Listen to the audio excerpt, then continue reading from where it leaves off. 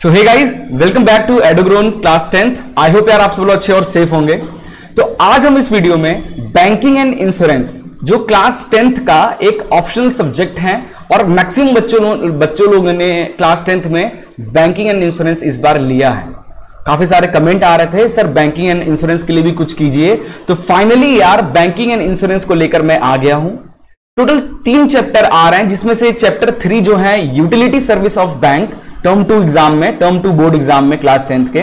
तो इसमें सिर्फ इसका 2 ही पार्ट आ रहा है, इंटरनेट बैंकिंग और लॉकर, जो बैंक का जो लॉकर होता है वो 2 टॉपिक।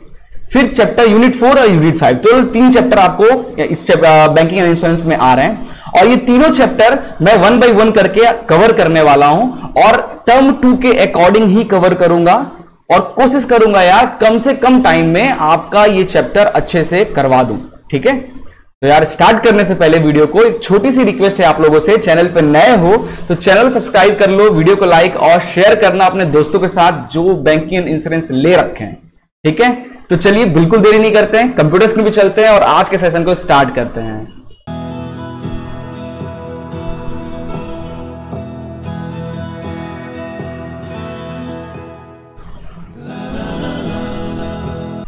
सो बच्चा लोग देखो, class 10th banking and insurance का unit 3 utility service of banking हम लोग पढ़ने वाले हैं। Generally utility service of bank क्या होता है? बैंक जो हमें कुछ एक्सटर्नल सर्विसेज प्रोवाइड करती हैं, online banking, e banking, net banking, ATM card है ना, NEFT process, RTGS process, cheque book, ये सब क्या है? बैंक की यूटिलिटीज हैं। ठीक है, तो इस चैप्टर से यूटिलिटी सर्विस ऑफ बैंक से सिर्फ 2 टॉपिक आ रहा है आपके टर्म 2 बोर्ड एग्जाम में। ठीक है, तो पहले हम थोड़ा सिलेबस डिस्कशन कर लेते हैं और मैं बताता हूं यार, अगर आपको बैंकिंग एंड इंश्योरेंस पढ़ रहे हो या आईटी की तैयारी कर रहे हो तो पहले तो सिलेबस दिखाता हूं। देखो, पार्ट 1 में आप आईटी लिए हो या बैंकिंग लिए हो, ठीक है, ऑप्शनल में, तो पार्ट ए जो है वो दोनों का सेम है, दैट इज एम्प्लॉयबिलिटी स्किल। ठीक है, एम्प्लॉयबिलिटी स्किल, जिसमें टर्म 2 में आज चैप्टर आ रहा है यूनिट 4 एंटरप्रेन्योरियल स्किल 2 और ग्रीन स्किल 2। ठीक है, ये दोनों चैप्टर जो है पूरा का पूरा एम्प्लॉयबिलिटी स्किल के नाम से आपको एक प्लेलिस्ट मिल जाएगा हमारे चैनल पे, उसमें ये 2 चैप्टर आप जाके बड़े आराम से पढ़ सकते हैं, ऑलरेडी वीडियो अवेलेबल है। ओके, चलिए अभी हम टर्म 2 में बात करते हैं for specially for banking and insurance. तो यहां पे देखो, यहां पे जो आपका unit 3 utility service of bank जो है, इसमें से आपको पढ़ना है इंटरनेट बैंकिंग और सेफ डिपॉजिट लॉकर। ये सिर्फ 2 ही टॉपिक पढ़ना है और ये चैप्टर आपका यहां पे ओवर हो जाएगा। ठीक है, चलिए तो स्टार्ट करते हैं चैप्टर को और सबसे पहले शुरुआत करेंगे भाई, ये इंटरनेट बैंकिंग होता क्या है? यार आज के जमाने के बच्चे हो और आपको इंटरनेट बैंकिंग के बारे में पता नहीं है, मेरे हिसाब से तो ऐसा इम्पॉसिबल है। आजकल आज के जमाने में हर एक बच्चे को बहुत अच्छे से पता है कि भैया इंटरनेट बैंकिंग क्या होता है, इंटरनेट बैंकिंग का यूजेस क्या है ना। कुछ इंपॉर्टेंट टर्म्स आपको इस चैप्टर के दौरान देखने को मिलेंगे जो कि हो सकता है रियल लाइफ में आपने एक्सपीरियंस नहीं किया है ना, बट अब से आप कर लोगे।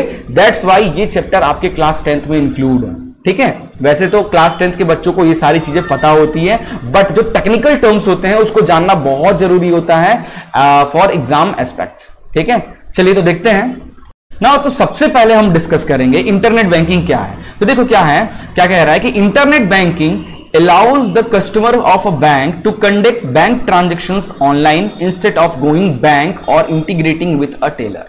है ना, पहले क्या होता था, जब इंटरनेट बैंकिंग नहीं हुआ करता था, कंप्यूटर्स इंटरनेट नहीं हुआ करते थे, तो आप पैसा निकालने कैसे जाते थे? आपको नहीं पता होगा, अपने पापा मम्मी से पूछना, उन्होंने जरूर ये चीज एक्सपीरियंस किया। वो बैंक जाते थे, बैंक में लंबी लंबी लाइन लगी होती थी, लाइन में खड़े रहते, घंटों लाइन में खड़े होते थे, तब जाकर कहीं वो पहुंचते थे काउंटर पे और फिर वो कुछ फॉर्म भरकर फिर पैसा निकालते थे या डिपोजिट करते थे, है ना। और कभी कभी लाइन इतनी बड़ी बड़ी होती थी कि भाई पहुंचते पहुंचते काउंटर पे पता चला काउंटर ही बैंक ही बंद हो गया, फिर बड़ा गुस्सा आता था। कभी पापा मम्मी से पूछना, अपने एक्सपीरियंस को शेयर करेंगे आपसे। ठीक है, तो इस चीज को आसान करने के लिए इंटरनेट बैंकिंग आ गया, जो कस्टमर को घर बैठे कंप्यूटर, इंटरनेट, मोबाइल की हेल्प से बड़े आसानी से आप अपना पैसे को इस बैंक से उस बैंक में भेज सकते हो। ठीक है, आप अपने करंट एक्टिविटीज अपने बैंक के देख सकते हो, अकाउंट स्टेटमेंट देख सकते हो, अदर एक्टिविटीज भी आप लोग चेकआउट कर सकते हो। ठीक है, नाउ आगे भी है, in a broad sense it is the use of electronic means of transfer fund directly from one account to another rather than by cheque और कैश। ठीक है, जब इंटरनेट बैंकिंग नहीं हुआ करता था उससे पहले लोगों को अगर एक अकाउंट से दूसरे अकाउंट में पैसा भेजना होता था तो या तो आप चेक के थ्रू भेज सकते थे या कैश डिपॉजिट के थ्रू भेज सकते थे। बट जब से ये इंटरनेट बैंकिंग आया है आपको कुछ नहीं करना है, घर बैठे आपको लॉग इन करनी है और जहां जिसको पैसा भेजना चाहते हो उसका अकाउंट नंबर ऐड कीजिए, उसके बैंक का IFSC कोड ऐड कीजिए या फिर आजकल तो मोबाइल नंबर ऐड कीजिए, QR कोड स्कैन कीजिए और सीधे पता चला गया। ठीक है, यही सब है यार हमारा इंटरनेट बैंकिंग। ठीक है, तो ये बैंकिंग का एक सिस्टम है। It is a system of banking in which customer can view their account detail, pay bill and transfer money by means of internet. तो इंटरनेट की हेल्प से जो कस्टमर है क्या कर सकता है, अपने अकाउंट की डिटेल्स को देख सकता है, कोई भी इलेक्ट्रिसिटी बिल हो, आपका लोन का कोई हो, ये सब बिल पे कर सकता है और साथ ही साथ अपना मनी ट्रांसफर कर सकता है एक अकाउंट से दूसरे अकाउंट में। ठीक है, आई होप इंटरनेट बैंकिंग क्या है आपको क्लियर हो गया होगा। आगे हम लोग बात करते हैं यार इसका यूज कहां करते हैं, क्या यार सर क्या पढ़ा रहे हैं, सर सारी चीजें हम लोग को पता है। ठीक है ना, अच्छी बात है आप लोगों को पता है, बट आगे कुछ टर्म्स ऐसे आएंगे जिसके बारे में आपको पता नहीं होगा, तो ये चैप्टर वो आपको सिखाएगा। ठीक है, तो जरा सब्र रखिए और लुत्फ लीजिए इस लेक्चर का। ठीक है, चलिए आगे देखते हैं। तो यूजेस ऑफ इंटरनेट बैंकिंग का यूजेस क्या है, तो customer uses a password for conducting a number of transaction like NEFT funds, transfer, पे टैक्सेस एक्सेट्रा।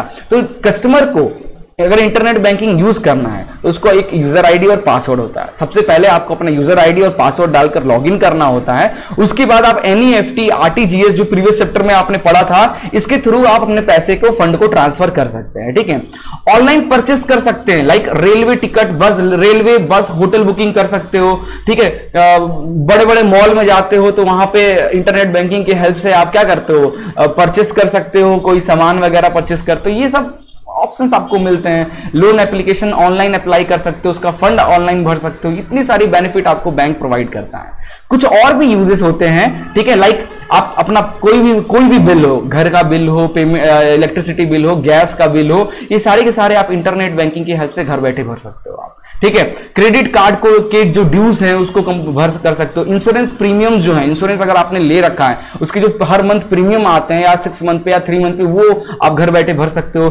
कस्टमर के सर्विसेज आपको यहाँ पे मिल जाते हैं। रिचार्जिंग प्रीपेड फोन है ना, आप अपने प्रीपेड या पोस्टपेड फोन को रिचार्ज कर सकते हो, अपने टीवी को रिचार्ज कर सकते हो, कि तो अपने नेटफ्लिक्स को, अमेजन प्राइम को, है ना, अपने हॉटस्टार को, इन सबको घर बैठे इंटरनेट बैंकिंग की हेल्प से आप रिचार्ज वगैरह कर सकते हो।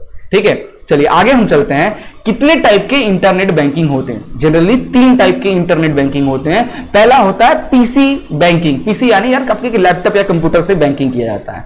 ठीक है, तो द टर्म पीसी बैंकिंग क्या होती है, तो ध्यान से देखो। The term PC banking refers to online access of banking information from a personal computer. आप अपने पर्सनल कंप्यूटर से आप अपने बैंक के अकाउंट को एक्सेस कर पाएंगे, उससे फंड भेज पाएंगे, अपना करेंट बैलेंस देख सकते हैं, ये सारी चीजें देख सकते हैं। ठीक है, a solution for both personal and business banking needs.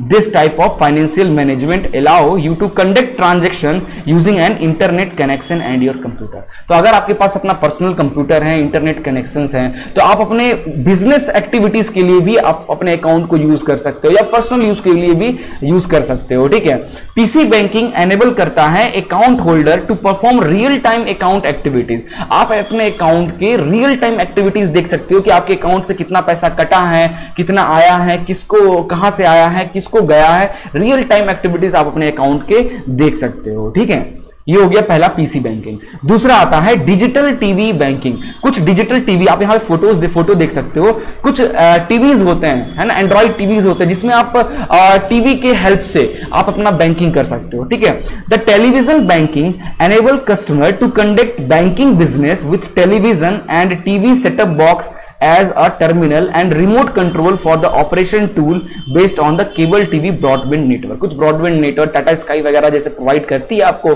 Direct आप अपना टाटा स्काई अगर लगा रखे हो, ठीक है, तो उस केबल के थ्रू जनरली एक तरीके से डाटा ही कैच हो रहा था, उसके थ्रू भी आप बैंकिंग कर सकते हो। ठीक है, ये सारे एक्टिविटीज को अपन टीवी बैंकिंग में कंक्लूड करते हैं। जो भी कस्टमर है of television banking do not need to purchase a computer और बियर इंटरनेट कनेक्शन। जाहिर सी बात है, जिस कस्टमर के पास टीवी है, ऐसे कुछ कनेक्शंस लगे हुए हैं, dish TV connection, Tata sky ये सब लगा हुआ है, तो आपको एक अलग से कंप्यूटर या इंटरनेट कनेक्शन लगवाने की जरूरत नहीं है। आप अपने उस टीवी के थ्रू भी डायरेक्ट अपना बैंकिंग कर सकते हो, किसी को फंड ट्रांसफर कर सकते हो, रियल टाइम एक्टिविटीज देख सकते हो, ये सारी चीजें कर सकते हो। ठीक है, टेलीविजन बैंकिंग जो है एनेबल करता है कस्टमर को to complete banking transaction through the television, have access to financial product and industrial information and experience a more feasible type of चीजें। ठीक है, बहुत आसानी से कर सकते हो as compare to internet banking. Okay, आगे हम बात करते हैं। देखो, टेक्स्ट फोन बैंकिंग, ये क्या होता है? आजकल तो नया डीजी करके कोई आया हुआ है, उसमें क्या करना है आपको? जस्ट कॉल,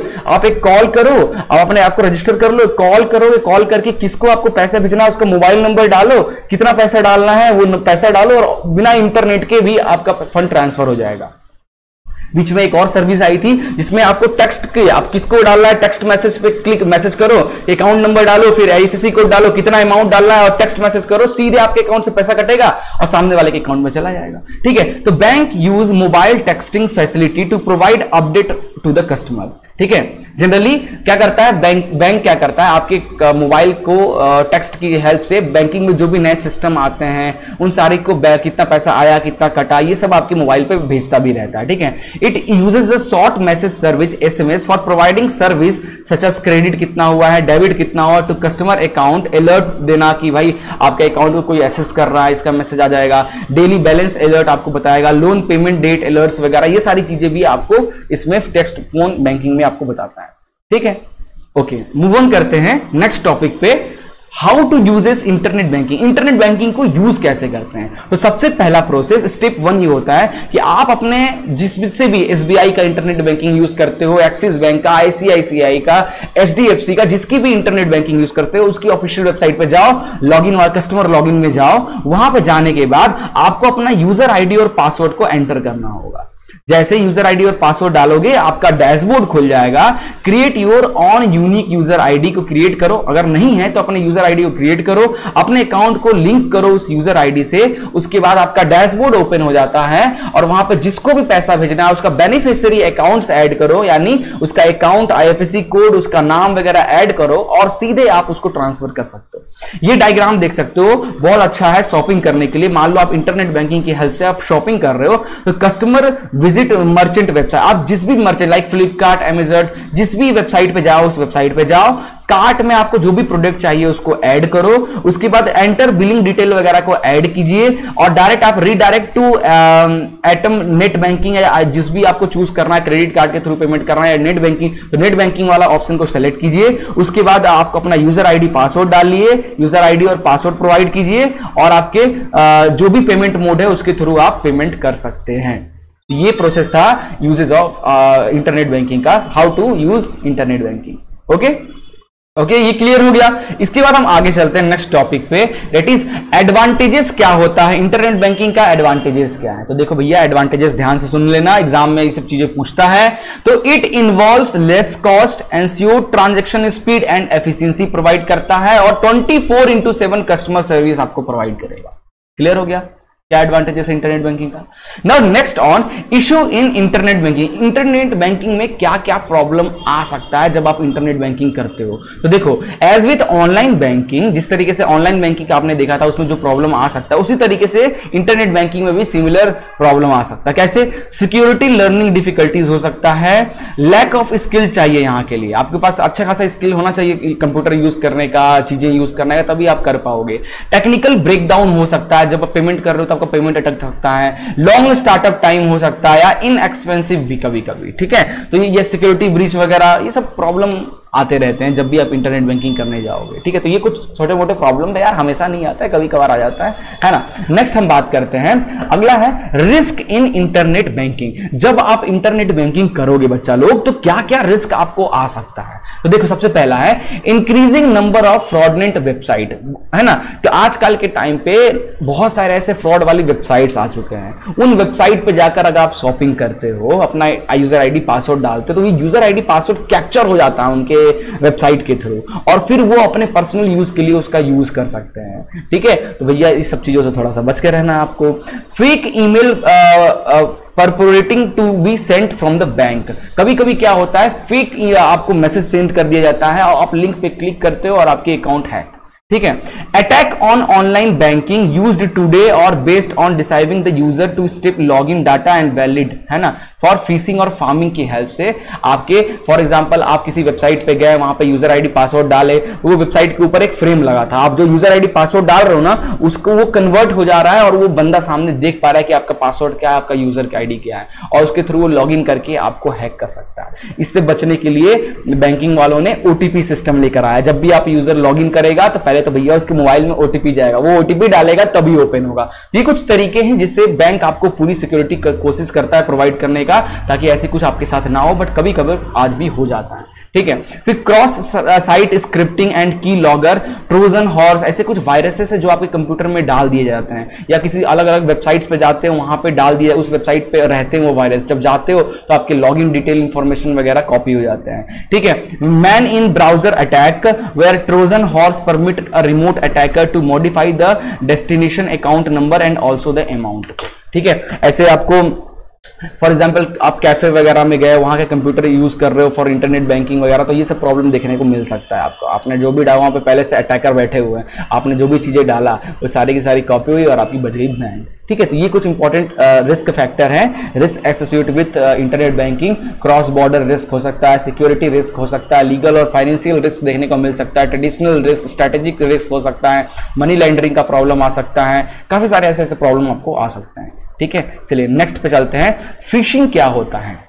जाहिर सी बात है, अभी हमने पढ़ा था भैया ये सब चोरी करने वाला काम है। फिशिंग क्या होता है? तो phishing is the centre stage of internet scam. आजकल इंटरनेट अगर आप यूज करते हो तो phishing one of the most पैसा चुराने वाला एक्टिविटी होता है। ठीक है।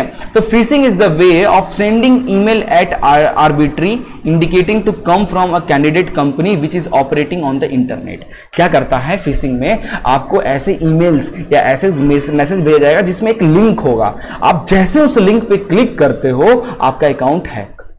ठीक है। यही होता है फिशिंग ना। और है when the customer make an attempt, जब कस्टमर उस पे अटेम्प्ट करता है, लिंक पे क्लिक करता है, it request disclosing information at the bugs website will be operated by them. ठीक है। जो वेबसाइट में बग्स होते हैं, वो बग्स क्या करते हैं, आपके इंफॉर्मेशन को कैच कर लेते हैं और उससे और वो ट्रांसफर कर देते हैं उस हैकर को। ठीक है। Information entered on the bugs website, या कभी कभी आपको फॉर एग्जांपल ऐसे मैसेज आते हैं कि यार 20% ऑफर आया है, ठीक है, 30% ऑफर आया, क्लिक लिंक एंड बाय। आपने क्लिक किया, सेम टू सेम फ्लिपकार्ट जैसे दिखने वाला डुप्लीकेट वेबसाइट आएगा, आप गए वहां पे अपना यूजर आईडी पासवर्ड चीजें डाले और बच गए बंड। पता चला वो फ्लिपकार्ट नहीं, किसी नकली फ्लिपकार्ट दिखने जैसा वाली वेबसाइट है। काफी ऐसा होता है, तो भैया चला बच के करना ये सब चीजें। फिर स्किमिंग क्या होता है? ये भी एक तरीका पैसा चुराने वाला चीज है। स्किमिंग क्या है? फ्रॉडस्टर जो होते हैं use skimmers to make fake ATM card, swipe card device which read consumer ATM card information. Skimming आजकल बीच में, अभी पिछले 2 साल के लॉकडाउन से पहले की बात करते हैं, उस बीच में स्कीमिंग बहुत ज्यादा हो रहा था। क्या कर रहे थे लोग एटीएम के अंदर? आप ये फोटो देखो ना, क्या मस्त फोटो लगाया हूं मैं, है ना। जरा मैं इसको बड़ा कर देता हूं, आपको और अच्छे से दिखेगा। ठीक है। आप जरा इस फोटो को देखो। इस फोटो क्या करते हैं, एटीएम में जहां पे आप पिन वगैरह डालते हो ना, उसके ऊपर एक इस तरीके का, देखो इस तरीके का कीवर्ड ओवरले लगा दिया जाता है ना। तो उसके आप जो भी बटन दबाते हो ना अपना पासवर्ड, वो पासवर्ड उस कीवर्ड जो ऊपर कवर लगा है उसकी हेल्प से पता चल जाता है सामने वाले का कि आपने क्या पासवर्ड डाला था। ठीक है। उसके बाद कार्ड स्कैनर भी होता है। आप जैसे एक नॉर्मल कार्ड रहता है, उसके ऊपर एक और अलग से, देखो ये देखो यहां दिख रहा है, ये नॉर्मल तो ये रहता है, उसके ऊपर इस तरीके का कार्ड रीडर लगा देते हैं। ठीक है। तो जब अपने कार्ड उसमें डालते हो तो ये क्या करता है कि कार्ड का सारा डाटा चुरा लेता है। ठीक है। अब वो डाटा चुरा लिया, उसके बाद चोर आएगा, एक नकली फेक कार्ड बनाया रहेगा, उस कार्ड को डालेगा, तो क्या होगा, उस कार्ड को डालने से क्या, वो कार्ड और इसकी प्रोग्रामिंग रहेगी ये फेक वाले की, तो वो क्या, तो एटीएम क्या रीड करेगा कि इससे पहले जो कस्टमर आकर डाल के गया था वही ये कार्ड है। ठीक है। उसके बाद बोलेगा पासवर्ड डालो। तो ये आप जो ओवरले लगा रखे थे, इस तरीके का स्ट्रिप लगा रखे थे, इस स्ट्रिप पे आप डाल के पैसा निकाल के चले गए। इस स्ट्रिप से आपको ये भी पता चल जाएगा भाई पासवर्ड क्या था, पासवर्ड डालोगे और पता चला पैसा गायब। ठीक है। ये सब चीजें, या कुछ तो ऐसा कभी 2010 में एक कांड सुनने को आया था। क्या किया गया था कि एक चोर ने क्या किया था, एक पूरा का पूरा एटीएम मशीन ही सेट कर दिया था, नकली एटीएम किसी दूसरे बैंक के नाम से पूरा का पूरा एटीएम बनाया और उसमें सेट कर दिया, थोड़े बहुत पैसे डाल दिए। ठीक है। अब जो भी बंदे आकर पूरे दिन में उससे पैसे निकालते थे, उन सारा इंफॉर्मेशन उसके कार्ड का, उसके पासवर्ड का उसके पास आ जाता था। और फिर वो क्या करता था, दूसरे असली एटीएम में जाता था और वहां पे वो डिटेल डालकर पैसे चुरा लेता था। ठीक है, ऐसे भी कांड देखने को मिले हैं। तो देखो भैया, इतने तगड़े तगड़े कांड होते हैं, तो जरा बच के रहना इन सब चीजों से। ठीक है, आगे बात करते हैं स्पूफिंग। स्पूफिंग कैसा चोरी होता है यार? तो the invader create a misleading context which falls you in making unsuitable security appropriate decision. For example, false ATM machine have been set up. If they will having PIN number, they will having enough information to steal from the account. ठीक है, false ATM machine वगैरह set कर देते हैं और आप अपना थोड़ा बहुत इंफॉर्मेशन डालते हैं, उससे वो पूरा इंफॉर्मेशन एक्सट्रैक्ट कर लेता है और फिर आपके बैंक के अकाउंट को साफ कर देता है। समझे? ये सारी चीजें देखने को मिलता है। अब देखो, तो क्या क्या सिक्योरिटी फीचर्स बैंक प्रोवाइड करता है? ये सब चोरी वोरी तो हम लोग पढ़ ही रहे इतनी देर से, तो बैंक क्या सिक्योरिटी फीचर्स इसमें प्रोवाइड करता है, जरा उसको भी देख लेते हैं। तो आइए, सबसे पहला security token device for online banking. आजकल ID password, user ID password, OTP के अलावा भी एक सिक्योरिटी टोकन आता है, एक्स्ट्रा आपको खरीदना पड़ता है बैंक से। उस टोकन में आप in the form of pen drive हो सकता है। जब भी आप इंटरनेट बैंकिंग करने जाओगे, उस पेन ड्राइव, उस टोकन को लगाओ अपने लैपटॉप कंप्यूटर में और वो उसको रीड करेगा, तभी आप उसको एक्सेस कर पाओगे, है ना? ऐसे टोकन्स होते हैं। Uses of secure website has become almost universally adopted. ठीक है भैया, जितने भी सिक्योर वाली वेबसाइट है, HTTPS वाली जो वेबसाइट है ना, जब भी आप किसी ब्राउजर पे कोई वेबसाइट खोलोगे, ऊपर में जहां पे सर्च करते हैं ना, वहां पे ऐसा एक ताला बन के आएगा, ऐसी वाली बन के आ रहा है। उसी वेबसाइट में भैया ट्रांजेक्शन करना, अगर ऐसा बनकर नहीं आ रहा है तो भैया मत करना ट्रांजेक्शन डिटेल वगैरह उस वेबसाइट पे। ठीक है, सिंगल पासवर्ड ऑथेंटिकेशन हो गया। उसके बाद PIN TAN system where PIN represent a password used for login, password वगैरह। ओटीपी मेथड प्रोवाइड करता है बैंक, जिसके थ्रू आप एक पासवर्ड तो डालो, ओटीपी आएगा वो डालो, तभी एक्सेस कर पाओगे। सिग्नेचर बेस्ड ऑनलाइन बैंकिंग हो जाता है कभी कभी कि भैया आप सिग्नेचर करो अपना, तभी मैच करेगा तो खुलेगा। या फिंगरप्रिंट की हेल्प से आईज की स्कैन करके, इतने सारे अलग अलग function. Digital certificate are use again phishing and fun. Digital certificates मिलते हैं, आप अपना पेन ड्राइव लगाओ, उसमें आपका डिजिटल सर्टिफिकेट रहता है, उसको स्कैन करेगा तभी एक्सेस कर पाओगे आप। Uses of class 3 card reader in a measure to avoid manipulation of transaction by the software signature based online banking. ठीक है, जैसे बताया पेन ड्राइव होता है, क्लास 3 की डीएससी डायरेक्टर सिग्नेचर होता है, उसके थ्रू आप एक्सेस कर पाओगे। User should use virus scanner. User को कहा जाता है कि यार आप अपने लैपटॉप पे एंटीवायरस वगैरह यूज करें, ताकि वो आपको आईडी पासवर्ड डालने से पहले ही बता दे कि भैया ये वेबसाइट में कुछ गड़बड़ी है, प्लीज अपने इंफॉर्मेशन एंट्री ना करें। ठीक है, या कोई ईमेल आया है आपको तो बता दे कि भैया ये लिंक में फर्जीवाड़ा लग रहा है, प्लीज स्कैम वहां है, इस पे लिंक पे क्लिक ना करें, ऐसे एंटीवायरस यूज करें। ये काफी सारे चीजें हैं, ठीक है, सिक्योरिटी फीचर्स को लेके। इसके बाद हम लोग नेक्स्ट टॉपिक में आते हैं चैप्टर के, that is safe deposit locker. Safe deposit locker क्या होता है? ठीक है, चलिए शुरू करते हैं।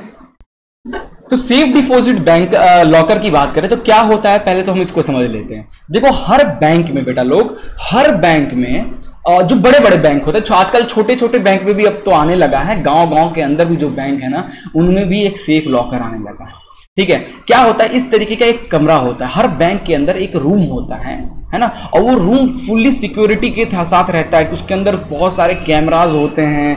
ठीक है, इस तरीके के छोटे छोटे बॉक्स होते हैं, देखो आप फोटो पर आप देख सकते हो, इस तरीके के छोटे छोटे बॉक्स होते हैं, उस पर नंबर डला होता है और उस पर या पिन के थ्रू आप एडवांस, अच्छा बड़ा बैंक है तो उसमें पिन डालिए और अपना एक्सेस कर पाएंगे, या फिर चाबी कीज, आपको कीज के थ्रू आप इसको अनलॉक कर सकते हैं। कुछ तो फिंगरप्रिंट और आईज की स्कैन से लॉकर खुलते हैं। तो अच्छे बैंक में, या फिर देखा जाए हर बैंक में ऐसे एक लॉकर्स होते हैं, खूब सारे ऐसे लॉकर्स होते हैं, छोटे छोटे बॉक्स, उस पर नंबर लिखे होते हैं। उसमें क्या होता है कि अगर आपका उस बैंक में अकाउंट है, ठीक है, ध्यान से सुनना, अगर आपका उस बैंक में अकाउंट है और आप अपना कुछ इंपॉर्टेंट डॉक्यूमेंट्स हो, चाहे ज्वेलरी हो, कुछ ऐसे इंपॉर्टेंट थिंग्स हो जिसको आप अपने घर में रखने से डरते हो, कहीं वो चोरी ना हो जाए, कहीं कुछ हो ना जाए, कहीं कोई एक्सीडेंट हो कि चोरी ना हो जाए, कोई दिक्कत ना आ जाए, तो इसके लिए लोग क्या करते हैं ऐसे, क्योंकि बैंक में कितना ज्यादा सिक्योरिटी रहता है, ठीक है, तो लोग क्या करते हैं, अपने बैंक में जाते हैं और वो एक फॉर्म भरते हैं, जिसमें उस फॉर्म को भरने से आपके नाम का एक लॉकर इशू कर दिया जाता है, जिसके लिए वो बैंक आपसे सालाना कुछ पैसा लेती है, ठीक है, रखने का एज ए रेंट। है ना, और उसके लिए आपको वो सिक्योरिटी प्रोवाइड करती है। और साथ ही साथ अगर कभी बैंक से चीज आपके सामान चोरी हो जाता है या ऐसी कुछ घटनाएं एक्सीडेंट हो जाती हैं तो उसका भरपाई भी बैंक ही करता है। ठीक है, तो आपको इशू कर दिया जाएगा, है ना। इशू करने के बाद आपको आप जाइए, अपना चाबी देखिए, उस पर अपना नंबर वाला लॉकर को ओपन कीजिए और अपना जो भी सामान है उसमें रखिए और आप बेफिक्र घर जा सकते हैं। ठीक है, इसके बारे में थोड़ा डिटेल में देखेंगे। तो देखो, तो सेफ डिपॉजिट वॉल्स और bank locker have long been considered the safest place to store valuable ornament, stock certificates, deeds and other valuables. जो सामान है ये सारी चीजें रखते हैं। अच्छा, कोका कोला आपने सुना होगा, कोका कोला का जो फ्लेवर है आज तक किसी को नहीं पता। क्यों? क्योंकि उसका जो फ्लेवर है ना, उसको सिर्फ एक ही बंदा एसेस कर सकता है, वो है उस कंपनी का जो सीईओ है। ठीक है, और वो कोका कोला का जो फ्लेवर है, उसका जो इंग्रेडिएंट्स है वो कहाँ रखा हुआ है? ऐसे ही बड़े बड़े बैंक्स, आरबीआई के लॉकर्स में, इतना ज्यादा सिक्योरिटी। ठीक है, ये सारी चीजें भी कुछ लोग रखते हैं। Now while most of the bank offer such a facility, the locker size, annual rent, deposit required, time period and provision for refund differ for various banks. ठीक है, अलग अलग बैंक आपको ये चीजें प्रोवाइड करती हैं, डिपेंड कर। कुछ बैंक के लॉकर्स बहुत छोटे छोटे होते हैं क्योंकि उसमें आप सिर्फ अपने जो ऑर्नामेंट्स हैं वो रख लीजिए या फिर कुछ डॉक्यूमेंट्स रख लीजिए। कुछ बैंक के जो लॉकर होते हैं वो बड़ा लॉकर है तो ज्यादा पैसा लिया जाएगा रेंट के लिए, छोटा लॉकर है तो कम पैसा लिया जाएगा। ठीक है, इसके अकॉर्डिंग सब बैंक अपना अपना सिक्योरिटी अमाउंट आपसे लेती है। ठीक है, ये हो गया। क्या एक्चुअली है क्या ये सेफ डिपॉजिट लॉकर? एक बॉक्स है usually located inside a bank. Bank के अंदर एक छोटा सा कमरा होता है, उसके अंदर एक लोहे का मजबूत बना हुआ इस तरीके का लॉकर्स होते हैं जिनके अंदर छोटे छोटे बॉक्सेस होते हैं। ठीक है, is used for store valuable things को स्टोर करने के लिए रखा जाता है। ठीक है, अ safe deposit box is rented from the institution and can be accessed with keys, pin number और सम अदर सिक्योरिटी पास के थ्रू ही आप इसमें एक्सेस कर पाओगे। या तो आपके पास कीज होगा उसके थ्रू खोल पाओगे, या पिन नंबर के थ्रू खोल सकते हो, या फिर कुछ अदर सिक्योरिटी पासेस होते हैं लाइक आपके आंखों का रेटिना का स्कैन करके या फिर आपके फिंगरप्रिंट स्कैन करके, इसके अकॉर्डिंग। ठीक है, वैल्यूएबल सच एज डॉक्यूमेंट हो सकते हैं, ज्वेलरी हो सकते हैं, are placed inside and customer rely on the security of building to protect those valuables. ठीक है, चलिए ये आपको I hope safe deposit locker समझ में आ गया होगा। नेक्स्ट करते हैं process for hiring bank locker. अगर आपको किसी बैंक में अपना बैंक लॉकर ओपन कराना है तो उसके लिए क्या प्रोसेस है, ध्यान से सुनिएगा। तो in order to rent a safe deposit vault you must first have a saving account with the particular bank. जिस भी बैंक में आप अपना लॉकर खोलना चाहते हो उस बैंक में आपका सेविंग अकाउंट होना बहुत जरूरी है, सेविंग या करेंट अकाउंट होना बहुत जरूरी है। ठीक है, आगे यू हैव टू पे the locker rent in advance either for 1 year और मोर डिपेंडिंग ऑन द बैंक। ठीक है, तो बैंक जब भी आप उसमें लॉकर खोलोगे तो लॉकर खोलने से पहले आपको बैंक को एक रेंट अमाउंट देना होगा। अब भाई बैंक के भीतर सिक्योरिटी प्रोवाइड कर रहा है, आप उसमें अपना सामान रख रहे हो तो बैंक तो कुछ पैसा लेगा ना भाई सिक्योरिटी के लिए, तो आपसे कुछ रेंट लिया जाता है, वो भी एडवांस में 1 साल या उससे ज्यादा सालों तक के लिए। ठीक है, जब तक आपको जरूरत पड़ता है उसको रखने हैं उसके लिए। Apart from the usual document required for opening bank account like identity and address proof, bank conduct a signature verification process before renting out a locker. चलो मान लेते हैं आपका अकाउंट है उस बैंक में और आप जाते हो उस बैंक में और कहते हो कि भाई मुझे लॉकर खोलना है। ठीक है, तो तुरंत आपको लॉकर नहीं खोलने दिया जाएगा। ठीक है, आप भले आपका बैंक में अकाउंट आपने ओपन किया है तो आपके पास जाहिर सी बात है वेरीफाई हुए होंगे, आप तभी तो बैंक में अकाउंट खोला है। उसके बाद फिर भी आपका सिग्नेचर वेरिफिकेशन और अदर वेरिफिकेशन किया जाता है, एक डॉक्यूमेंट भराया जाता है। ठीक है, उसके बाद ही आपको लॉकर प्रोवाइड किया जाता है। ठीक है, you can operate the locker either single और ज्वाइंटली, है ना। कभी कभी क्या होता है, कुछ लोग जैसे कुछ बैंक के डायरेक्टर्स होते हैं, मतलब कंपनी के डायरेक्टर्स होते हैं या फिर कुछ फैमिलीज होते हैं जो ज्वाइंटली ऑपरेट करना चाहते हैं अपने उस लॉकर को। जॉइंटली, लाइक पत्नी भी यूज कर सकते हैं, पति भी यूज कर सकती है, उसकी बेटे या बेटा भी यूज कर पाए। तो इसके लिए आपको थोड़ा सा एक्स्ट्रा रेंट पे, extra security, extra document provide करना पड़ता है ना। आप जिसके साथ भी जॉइंटली आप यूज करना चाहते हो उसके डॉक्यूमेंट्स वगैरह स्टार्टिंग में सारी चीजें सबमिट करनी पड़ती है। तो जिसका आप नाम दिए होगे, डॉक्यूमेंट दिए होगे, वही बंदा जॉइंटली उसको ऑपरेट कर पाएगा या फिर आप ऑपरेट कर पाओगे, उसके अलावा और कोई ऑपरेट नहीं कर सकता है, ठीक है। Now, a bank locker can assign to any adult, firm or association or a single or joint basis. किसी को भी, आप अकेले हो, ठीक है, आप किसी फार्म में काम करते हो, कोई एडल्ट हो, कोई एसोसिएशन हो, सिंगल हो, ज्वाइंट हो, सबको बैंक आराम से ये अलर्ट कर देती है, कोई भी नखरे नहीं करती है, टेंशन लेने वाली बात नहीं है, ठीक है। You have to fill a simple locker application form भरना होगा एंड लॉकर एग्रीमेंट और agreeing to abide by the terms and condition जो होगा उनको एग्री करते हुए आपको अपना एक डिपॉजिट अमाउंट पे करना होगा एज अ रेंट, और आप आराम से अपना अकाउंट खोल सकते हो, ठीक है। आई होप यार आपको ये पूरा का पूरा हायरिंग बैंक लॉकर खोलने का प्रोसेस समझ में आ गया होगा, ठीक है। चलिए आगे चलते हैं। नेक्स्ट है जरूरत क्या है यार, need of bank locker. Bank locker की जरूरत क्या है? तो देखो, storing too much jewellery and valuable in the house at time become a security risk and impediment in case of natural calamities, ठीक है। लाइक फॉर एग्जाम्पल, आपने अपने घर में ही सारा सामान, ये सब अच्छा, इतने सारे सोने और इतने सिक्योर ज्वेलरीज आपने घर में रखा, कभी चोरी हो जाता आपके घर में तो क्या करोगे?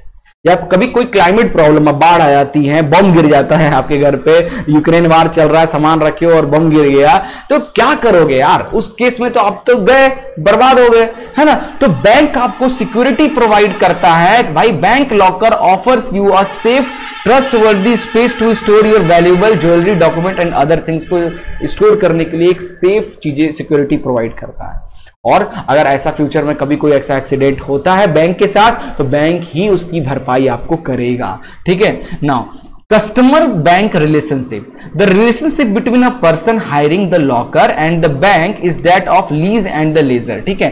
तो बैंक और बैंक जो कस्टमर है जो अपना लॉकर खुलवा रहा है और बैंक, इनके बीच का जो कस्टमर रिलेशनशिप है एज अ लीज और as a form of lessor रहता है, ठीक है। चलिए आगे चलते हैं। बैंक लॉकर के चार्जेस कितने लग सकते हैं? अगर आप बैंक अकाउंट में, बैंक में कोई बैंक लॉकर ओपन कर रहे हो तो कितना पैसा आपको देना पड़ सकता है? ये डिपेंड करता है कि लॉकर की साइज क्या है उस पे, ठीक है। सेकेंड थिंग डिपेंड करता है, कभी कभी कुछ बैंक आपका वजन करती है, जो भी सामान आप पोतली में वो देखते, उसको नहीं पता कि आपके अंदर, उस पोतली के अंदर क्या है, नहीं बैंक को कोई मतलब है कि आप क्या सामान रख रहे हो। वो जो भी चीजें लाओगे, कुछ बैंक उसका वजन करती है, उस वजन के अकॉर्डिंग आपको बताएगी कि हम इतना रेंट लेंगे, ठीक है। उसके बाद जाके रख दो, बैंक को नहीं मतलब आप उसके अंदर क्या रखे हो, ठीक है। ओके, बस स्कैनिंग होती है भाई, बॉम्ब वॉम्ब तो ऐसा कोई बारूद वगैरह तो नहीं रख दिया आपने, है ना। चलो ठीक है। द रेंट में very slightly for different branches, और अलग अलग ब्रांचेस, अलग अलग बैंक पे भी चीजें डिपेंड करता है, लोकेशन पे भी, ठीक है। The locker rent is higher if the branch is located in a prime commercial area में, अगर आपका बैंक है ना, और रहीसो एरिया में, उस बैंक में लॉकर का ज्यादा दाम रहता है। Moreover, private and foreign bank charge as much higher rent compare to public sector bank. जो गवर्नमेंट बैंक्स होते हैं उससे ज्यादा पैसा लेते हैं प्राइवेट बैंक्स, ठीक है। Now if you decide to close your locker in mid year, in most cases बहुत लोग 6 मंथ में ही अपना लॉकर बंद करा देते हैं, you forgo the annual rent which you paid at the beginning of the year. तो आपने स्टार्टिंग में जो पेमेंट किया था 1 साल के लिए, कुछ कुछ बैंक्स ऐसी होती हैं जो 1 साल का मिनिमम तो आपसे पैसा लेती हैं, आप भले 2 महीने बाद ही लॉकर छोड़ दो, चाहे 6 महीने बाद लॉकर छोड़ दो, आपको 1 साल का पैसा देना होगा। कुछ बैंक आप अगर छोड़ते हो तो 6 मंथ बाद आपसे पैसा बाकी का वापस कर देगी, अदरवाइज, है ना। As regard the safety aspects, most bank claim that confidentially of the locker content is maintained unless the income tax authority और अ पॉलिसी रिक्वायर अदरवाइज। आप अपने लॉकर में कुछ भी रखे हो, कितने भी इंपॉर्टेंट डॉक्यूमेंट्स रखे हो, बैंक उसको नहीं देख सकता, ना वो उसको चेकआउट कर सकता है कि भाई क्या रखे हो, जब तक कोई हाई अथॉरिटी ना आकर कहे। हाई अथॉरिटी यानी कोई tax authorities, income tax department के जो मेन ऑफिसर हैं, उनका कुछ ऐसा ना आए, या कोई पुलिस को कोई ऐसी चीजें ना आए, तब तक कोई बंदा, बैंक का अधिकारी या बैंक आपके लॉकर को नहीं छू सकता, नहीं खोल सकता आपके बिना परमिशन के। ठीक है। अब कुछ पैसे होते हैं लाइक स्मॉल लॉकर साइज है, तो आपको वर्तमान 1500 है तो प्रोपोज्ड चार्ज 2000 रुपए लिया जाएगा, ठीक है, फॉर मेट्रो और अर्बन एरिया के लिए। वहीं सेमी अर्बन एंड रूरल के लिए बात करें तो 1000 से 1500 इस तरीके से हो सकता है। मीडियम साइज का अगर आपका लॉकर 3000 से 4000 आपका मेट्रो अर्बन में लिया जाता है, सेमी अर्बन में 2000 से 3000 रुपए लॉकर का प्राइस लिया जाता है। लार्ज अगर लॉकर है तो 6000 से 8000 रुपए लिया जाता है मेट्रो और अर्बन सिटीज में। वहीं सेमी अर्बन और रूरल की बात करें तो आपसे 5000 से 6000 रुपए लिया जाता है, ठीक है। एक्स्ट्रा लार्ज मतलब अपना गाड़ी कार डाल दो, नहीं इतना बड़ा भी नहीं होता। एक्स्ट्रा लार्ज अगर आपको लॉकर की जरूरत है तो 9 से 12,000 रुपए आपको देना पड़ सकता है मेट्रो और अर्बन के लिए, और सेमी अर्बन एंड रूरल के लिए 7 से 9,000 रुपए देना पड़ सकता है, ठीक है। चलिए आगे चलते हैं। Person who can avail bank locker facilities, bank locker जो फैसिलिटी है वो कौन इस फैसिलिटी का इस्तेमाल कर सकता है? आम आदमी कर सकते हैं या फिर कोई वीआईपी लोग ही यूज कर सकते हैं? ऐसा नहीं है भैया, आम आदमी के लिए भी होता है, ठीक है। तो locker facility is provided by bank at its selected branch. अब कुछ ब्रांचेस जैसे for example state bank of India, state bank of India के हर ब्रांचेस में आपको ये लॉकर देखने को नहीं मिलेगा। जो अच्छे ब्रांचेस होते हैं वहीं पे देखने को मिलता है, ठीक है। For obtaining a locker at the branch you must be account holder with that bank. आपका अकाउंट होना चाहिए उस बैंक में, पहली चीज। Locker can be allotted both individually except minor as well as jointly. आप अपने लॉकर की एक्टिविटीज खुद भी कर सकते हो और ज्वाइंटली भी आप उसको ऑपरेट कर सकते हो। तो locker are allotted on first come first serve basis on the customer only. कभी कभी यार गिने चुने तो लॉकर्स होते हैं, लाइक 30-40 लॉकर ही होते हैं बैंक में, कुछ बैंक में 50। तो अब इतने कस्टमर जो पहले आएगा, है ना, अगर खाली है तो आपको मिल जाएगा। ऐसा नहीं वीआईपी को ही दिया जाएगा लॉकर, ऐसा नहीं है। आप फर्स्ट कम फर्स्ट सर्व वाला काम है। आपने आए बैंक का लॉकर अगर कोई खाली है तो आपको अलॉट कर दिया जाएगा, भले आप नीचे वाले हो चाहे टॉप वाले हो, मैटर नहीं करता, ठीक है। कहीं कहीं करता है, ठीक है, समझ सकते हो आप। Now at the time of hiring locker bank will obtain a minimum security deposit कराती है in the form of fixed FDR के फॉर्म में from the lease for the amount which would be sufficient to cover 3 year rent and the charge for breaking open locker in case of such event, ठीक है। कभी कभी आपसे security amount भी bank पे मांगती है कम से कम 3 साल का, ठीक है। The security deposit will be kept under bank line in the respect of rental and other dues on the locker services, ठीक है। लाइक वो सिक्योरिटी अमाउंट इसलिए बैंक रखती है आपसे, 3 साल का मांग के रखी रहती है, थोड़ा बहुत कुछ बैंक कम भी लेके रखी रहती है। मान लो आप फॉर एग्जाम्पल कैसे बताऊं मैं, समझाऊं आपको, बैंक एफडी के फॉर्म में रखती है आपको 3 साल तक, है ना। अगर 3 साल तक आपका कोई ड्यूज वगैरह से आपने कुछ लोग मंथली करते हैं, 6 मंथ पे आपने पैसा डिपॉजिट नहीं किया, आपके पास पैसा नहीं है, तो आपका सिक्योरिटी मनी से वो पैसा डिडक्ट हो जाता है ना। इस तरीके से के यूज करने के लिए सिक्योरिटी डिपॉजिट रखते हैं, ओके। आगे बात करते हैं। An acknowledgement will be issued by the bank for fixed deposit to the kept अब जो सिक्योरिटी डिपॉजिट आप रख रहे हो उसके लिए बैंक आपसे एक एक्नॉलेजमेंट मांगती है या फिर करवाती है साइन, जिसमें लिखा रहता है कि अगर ऐसा आप नॉर्मल अपना ड्यू वगैरह सब टाइम पे क्लियर कर रहे हो और 3 साल बाद या फिर जो भी आपका एक्नॉलेजमेंट है उसके अकॉर्डिंग जब आप अपना बंद कर रहे हो, तो जो बैंक आपका जो सिक्योरिटी पैसा रखी थी जब वो उसको वापस करेगी तो ब्याज के साथ वापस करेगी, ठीक है। ये सब चीजें लिखी रहती है। आगे the hirer of the locker will provide the copy of agreement, और आपको जो भी हायर करेगा, आपको जो भी एजेंट आपको ये प्रोवाइड करेगा वो आपको कुछ आपके एग्रीमेंट वगैरह जो भी टर्म्स एंड कंडीशन जो भी फॉर्म उसका कॉपी भी आपको प्रोवाइड करेगा। मेमोरेंडम ऑफ लेटिंग बनेगा by the bank. Losses of key should be immediately informed of the bank branch. जब भी अगर आपकी की अगर गुम हो जाती है, जल्द से जल्द आप अपने बैंक को आकर तुरंत बताएं, ठीक है। बैंक क्या करता है, लॉकर को चेंज करवा देता है। लॉकर फ्यूचर में कोई और लॉकर को यूज करे, किसी को चाबी मिल जाए, है ना, तो बैंक क्या करता है, अगर ऐसा कुछ होता है तो उसके लिए पेनाल्टी चार्ज देना पड़ता है आपको, ठीक है। और साथ ही साथ उस लॉकर को बैंक चेंज करवाता है, एकदम न्यू चाबी बनती है उसकी, okay. The bank is responsible for any loss. अगर आपको कोई प्रॉब्लम लॉस होता है, लाइक आपका बैंक में आग लग जाता है, एक्सीडेंट हो जाता है, चोरी हो जाता है, तो पूरा का पूरा भरपाई आपका बैंक करता है, ठीक है, ओके।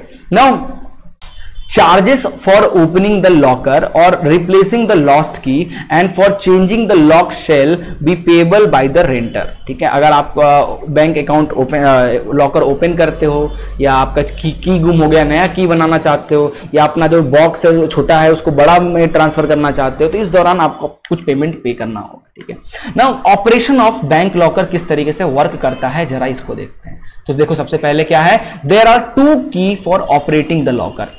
एक लॉकर को ऑपरेट करने के लिए दो कीज होते हैं। एक की होता है किसके पास, लीज के पास यानी कस्टमर के पास, और दूसरा मास्टर की जो होता है वो बैंक के पास होता है। ठीक है, the lease need to visit the branch during the specific time mention for the locker operation. अब क्या होता है, बैंक में और भी बहुत सारे काम होते हैं, ठीक है, उसी बीच में आप भी पहुंच जाओ तो बेचारे जो वहां के एजेंट हो परेशान हो जाते हैं। तो बैंक लॉकर ऑपरेट करने का एक टाइम होता है। लाइक बैंक वालों ने बोला है कि आप सुबह 10 बजे से लेके 12 बजे तक, ये 2 घंटे के बीच में ही आइए और अपना इसी 2 घंटे के बीच में लॉकर ऑपरेट आप कर पाएंगे। इसके बाद आप ऑपरेट नहीं कर सकते हैं पूरे दिन में, ठीक है, और या फिर आप शाम को फिर आइए 1 घंटे के लिए, टाइमिंग देती है। Lease will sign the register filing in the locker number. ठीक है, जो भी कस्टमर है और लॉकर जो नंबर आपको उसको उसके आगे आप जब भी आएंगे लॉकर, देखो सबसे पहले आप तो जिस टाइम पे आपको बुलाया गया है या जो टाइम रहता है लॉकर ऑपरेट करने का, आप उस टाइम पे बैंक में जाइए। उसके बाद आप एजेंट से बोलिए कि मुझे लॉकर अपना लॉकर एसेस करना है, तो एजेंट आपको एक डायरी देगा, मतलब रजिस्टर देगा, उसमें आपको अपने नाम और अपने लॉकर नंबर के आगे आज का डेट लिखकर साइन करना होता है कि भैया मैं ये बंदा आज आया था इस लॉकर को ऑपरेट करने। ठीक है, नाउ रिस्पॉन्सिबल बैंक ऑफिसर जो होता है will verify the signature with the bank record. आप जो सिग्नेचर करते हो, जो बैंक अधिकारी होता है वो आप वेरीफाई करता है अपने रिकॉर्ड से कि भाई वही बंदा है क्या जिसको मैंने लॉकर एक्चुअल में हायर किया था। तो साइन मैच करता है, चीजें मैच करती हैं। उसके बाद आपको if the signature tallies the officer will take the customer to the locker room. फिर जो वो ऑफिसर है वो आपको लेकर लॉकर रूम तक जाएगा। ठीक है, now bank officer will open the locker with his key and then lessor will open the locker with his key to open the locker. अब क्या होता है भाई, इस तरीके का कमरा होता है बड़ा सा, है ना, इसके अंदर छोटे छोटे लॉकर्स इस तरीके से रखे रहते हैं। तो सबसे पहले जो बैंक वाला बंदा आया है, जो बैंक अधिकारी आया है, वो मेन जो गेट है अपनी की से इस गेट को ओपन करता है और यहीं पे बाहर खड़ा हो जाएगा, अंदर नहीं जाता। ठीक है, फिर जो कस्टमर है वो कस्टमर क्या करेगा, अंदर जाएगा। कस्टमर अंदर जाएगा और यहाँ पे अपने नंबर, अपने लॉकर का जो नंबर है उसको ढूंढेगा और वहां पे जाएगा, अपना की लगाएगा और लॉकर को खोलेगा, जो भी सामान निकालना है जो भी रखना है वो रखेगा, लॉक करेगा और लॉक करने के बाद वो बोल देगा हाँ मेरा काम हो गया। फिर ये जो बैंक अधिकारी है अंदर आता है, वेरीफाई करता है कि आपने अपना लॉकर अच्छे से लॉक किया है या नहीं किया है। उसके बाद दोनों लोग साथ में निकलते हैं और बैंक अधिकारी ये मेन गेट भी बंद कर देता है। ठीक है, once the locker is open the bank officer will leave the locker room. देखो लॉकर, जैसे आपने लॉकर ओपन किया, बैंक अधिकारी है वो बाहर निकल आता है, वो देखता नहीं है कि भाई आपने क्या रखा है। The lessor will deposit. ठीक है, जो लीजर यानी जो कस्टमर है उसको जो भी करना है, निकालना है या विड्रॉल करना है, वो अपना रखे आराम से। Once he complete his transaction he close the locker door and lock the locker with his key से लॉक कर देता है। ओके, तो ये पूरा प्रोसेस था बैंक लॉकर के ऑपरेट करने का। ठीक है, आई होप क्लियर हो गया होगा। आगे है the locker operation may vary from bank to bank. अच्छा, जो प्रोसेस मैं बताया हूं मैक्सिमम बैंक में ऐसा ही होता है, बट कुछ बैंक में ये प्रोसेस अलग होता है, वो डिपेंड करता है बैंक टू बैंक पे। ओके, तो घबराने वाली बात नहीं है। लास्ट टॉपिक और चैप्टर हमारा खत्म यहां पे। तो देखिए, as per RBI policy the bank will in no way be responsible liable for the content kept in the locker by the hirer. ठीक है, तो बैंक रिस्पॉन्सिबल बिल्कुल नहीं होता है कि आप अपने कस्टमर ने लॉकर में क्या रखा है ना। अब जैसे मेरा घर है, कोई चोरी का आइटम मैं अपने घर में, दूसरे का चोरी का आइटम मैं अपने घर में रख लिया, तो पुलिस मेरे को भी पकड़ेगी, भाई तुमने रखा क्यों चोरी का आइटम। बट बैंक में ऐसा, बैंक एक एग्रीमेंट साइन कराती है आपसे शुरू में ही कि बैंक में ऐसा किसी दूसरे का चोरी के सामान बैंक में अगर रख रहे हो लॉकर खुलवा के, तो बैंक की जिम्मेदारी नहीं है कि भाई क्या रखे हो। पुलिस वाले बैंक अधिकारी को उठाकर नहीं ले जाएंगे, सीधे टर्म एंड कंडीशन में साइन है, हमारे लॉकर में क्या रखा है वो कस्टमर ही जानता है, हम तो बिल्कुल नहीं जानते हैं। ठीक है, ये चीज तो आरबीआई का रूल पॉलिसी बनी हुई है ना। In case of theft, burglary, similar unforeseen event, action will be initiate as per the law. The RBI has also said that even if the bank do not know about the content of the locker, they should take necessary step to protect the content. मान लो भले bank अधिकारी को नहीं पता कि भाई customer ने अपने लॉकर में क्या रखा है, बट अगर कुछ लोग आते हैं और उस बैंक को लॉकर को एक्सेस करने की कोशिश करते हैं, तो बैंक उसके लिए एक्शन ले सकता है। बैंक पुलिस को बुला के उनसे लड़वा सकता है, मतलब पुलिस को बुला सकता है, आर्मी को बुला सकता है और रोकने के लिए हर वो मुमकिन कोशिश करेगा बैंक आपके लॉकर को बचाने के लिए, भले आप उसके अंदर चोरी का सामान ही क्यों ना रखे हो।